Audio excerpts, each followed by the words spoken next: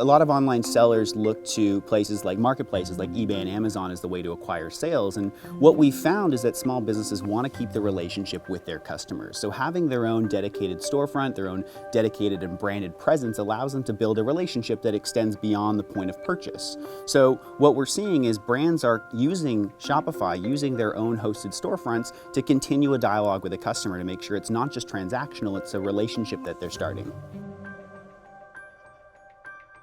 The innovation that's happening in this space is incredible, and it's happening in all kinds of different directions. Commerce isn't simple. It's actually under the covers quite complex. You have to accept payments, and you have to ship things from A to B, and you have to maintain these relationships. And the tools powering all these things are just evolving at an incredible pace. So to depend on a merchant to do this all themselves is pretty impossible. That's a tall order for a small business.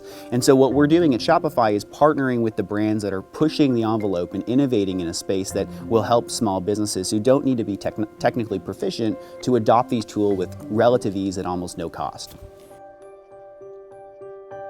It comes down to fundamentals, right? So as consumers, we're continuously searching for more convenience, lower cost, and higher quality. And anytime a merchant is able to offer that to a customer, it's a win.